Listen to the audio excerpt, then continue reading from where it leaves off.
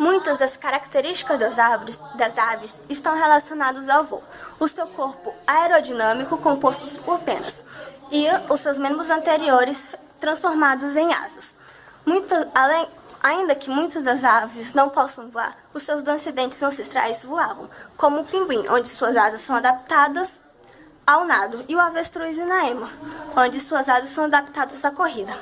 Os pés e os bicos das aves são dependentes da ave. Por exemplo, o pato, onde seus pés são usados para o nado, e no falcão e no gavião, onde seus garras são usadas para prender os animais enquanto voam. E os bicos, como o do beija-flor, são usados para sugar o pólen de dentro da flor, e o gavião para dilacerar sua presa.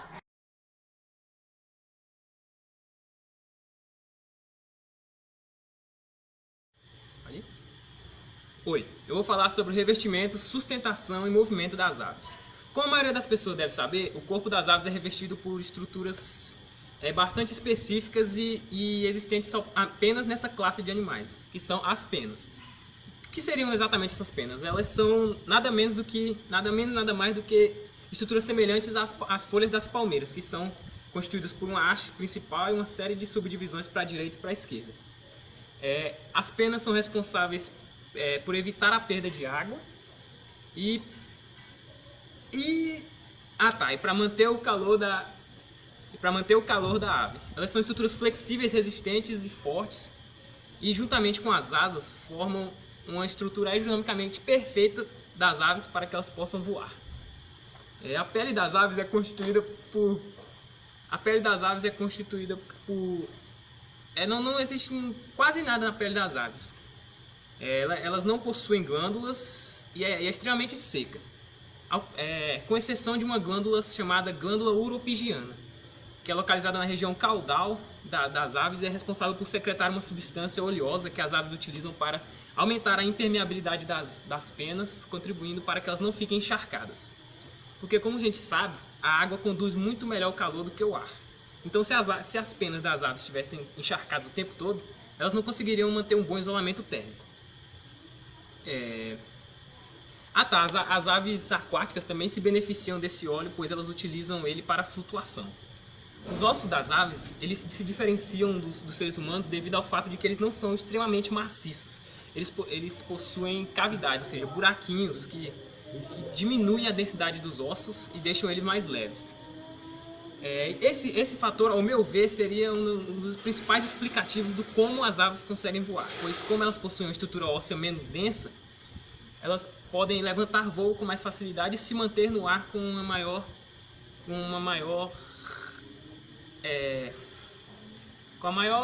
de maneira mais bacana. Mas não é importante ressaltar só porque os ossos delas não são maciços, elas não possuem uma boa sustentação. Ao contrário, elas possuem uma grande sustentação devido ao fato dos seus ossos serem muito bem conectados, as soldaduras dos ossos serem bem rígidas. Esse fenômeno é chamado de ancilose ou anquilose. Ele é responsável por resistir aos movimentos excessivos das asas. O osso externo das aves, ou seja, o osso do peito, ele é bastante desenvolvido em relação ao dos seres humanos, devido ao fato de que ele tem uma expansão que dá suporte à musculatura do peito. Mas deve estar pensando, as aves voam no alto, como é que não entra poeira nos olhos dela? Bom, a resposta é bastante simples. As aves possuem uma membrana chamada membrana nictitante, que é uma espécie de capa que fica nos olhos e impede a entrada de poeira e evita o ressecamento dos olhos.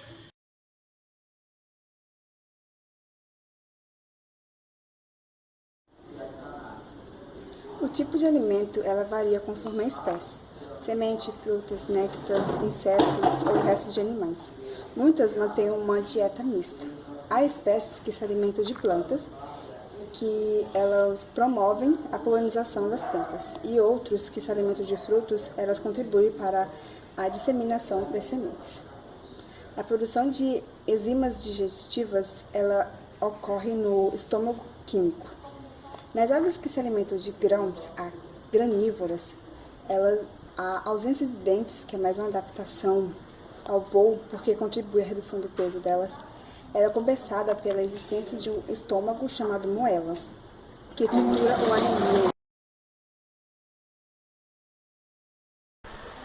O tipo de alimento das aves varia conforme a sua espécie. Algumas espécies são carnívoras, como por exemplo o pinguim.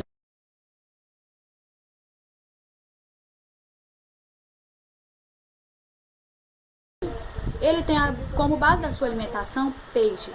Outros exemplos de espécies carnívoras são o urubu, a águia e o gavião. O urubu, em especial, se alimenta de carniça quando solto na natureza.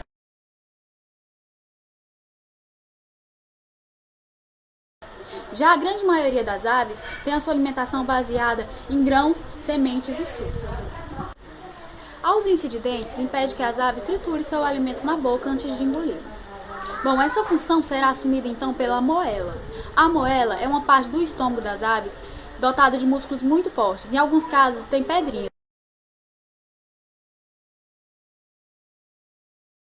Essas pedrinhas aumentam o atrito com o alimento e facilitam muito mais a digestão.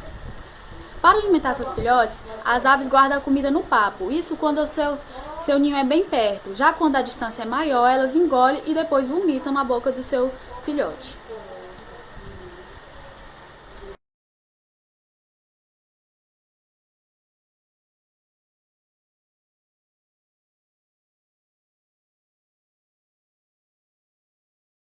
Não possuem bexiga urinária e, através dos rins, elas produzem um ácido úrico que é eliminado junto com as fezes na forma de uma pasta branca.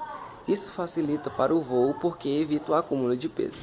As aves, ela têm um encéfalo bem desenvolvido e outras regiões do cérebro que controlam o movimento e o equilíbrio também, que são características que facilitam as manobras do voo.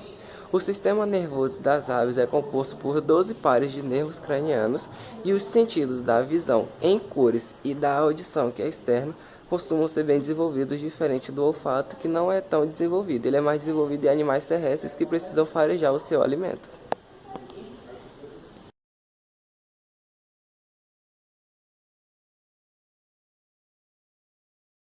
Opa, vamos falar aí sobre o controle da temperatura. As aves controlam a temperatura do corpo produzindo, retendo ou deixando sair do corpo menos ou mais calor. A produção de mais calor está relacionada à capacidade de oxidação do alimento. O isolamento térmico do corpo, por causa da gordura subcutânea e das coberturas de penas, também contribui para a manutenção da temperatura. A perda de calor é controlada também pela espessura da camada de penas. Em ambientes, quando o ambiente esfria, as penas se arrepiam, contribuindo assim para o isolamento térmico. Quando há excesso de calor, as penas são mantidas próximas ao corpo, diminuindo a camada isolante de ar. O ar dos sacos aéreos recebe o calor do corpo e o elimina. Graças à endotermia, as aves não precisam se aquecer ao sol, tornando elas mais acessíveis aos ambientes noturnos, melhores que os répteis. Por outro lado, a produção de calor para a manutenção da temperatura faz com que os animais consumam muito mais alimento e oxigênio, proporcionalmente ao peso do corpo.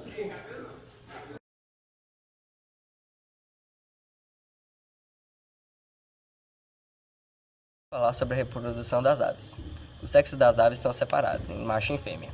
O macho possui 2 testículos, que desembocam na cloaca. Em algumas espécies há um pênis no macho, claro. Em geral, o ovário e o oviduto direito são atrofiados e os do lado esquerdo aumentam de tamanho apenas no período reprodutivo. Os óvulos apresentam clara e casca, produzidos nas glândulas do oviduto, e são lançados para fora pela cloaca. As aves são ovíparas, com desenvolvimento direto. E o ovo apresenta casca e anexos que protegem e alimentam o embrião, além de acumular suas excretas, permitindo o desenvolvimento em ambiente terrestre.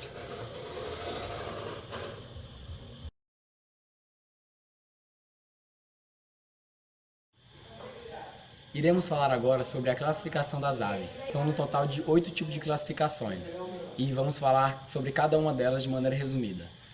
Vamos começar pela ciconiforme, que é a da garça azul, que geralmente são aves que possuem tronco e pernas alongadas, possuem bico e vivem geralmente próximos a águas doces. Também temos a anseriforme, que é a do pato do mato, que possui cerca de 85 centímetros de comprimento em média nesse tipo de classificação.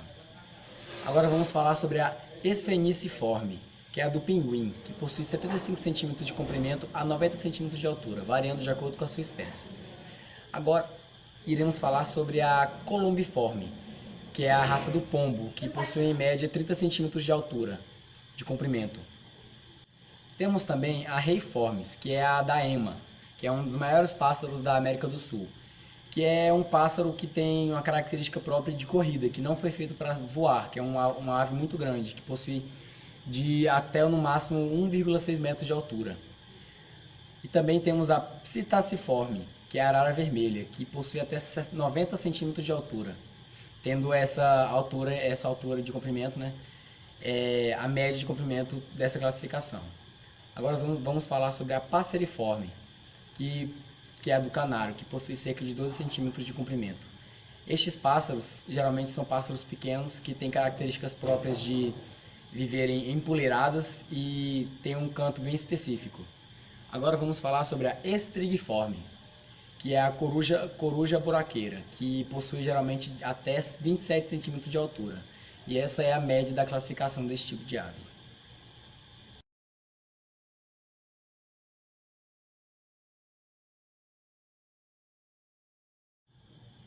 Agora partiremos para a parte da evolução das aves, que acredita-se que as aves sejam espécimes provenientes dos dinossauros carnívoros que possuíam penas, que recentemente foram encontrados fósseis de até 145 milhões de anos de dinossauros que possuíam um tamanho médio de uma ave e não voavam e eram carnívoros, possuíam penas por todo o seu corpo e também tinham leves bicos e dentes em volta deles. E temos também outras provas de que ele é proveniente dos dinossauros, que também tem um fóssil mais antigo que possuía penas e também voava, que era um fóssil de um dinossauro que tinha mais de 150 milhões de anos. E é isso. Agora partiremos para o tópico de evolução. Acredita-se que os pássaros, as aves, são provenientes dos dinossauros que eram dinossauros carnívoros que possuíam penas. O que seriam dinossauros carnívoros que possuíam penas? Velociraptors em geral. E o que comprova isso foram fósseis encontrados na China com mais de 155 milhões de anos. Embora eles não voassem, eles possuíam a maioria das características que as aves possuem hoje, como penas por volta do seu corpo, bicos e até leves rabos achatados, que possuíam penas em volta dele. Temos também outras provas mais antigas do que isso, que eram bem mais características das aves de hoje em dia, que tinham braços que pareciam muito mais asas, mas não conseguiam voar, e tinham penas mais achatadas. E também tinham uma cauda bem maior e bem mais...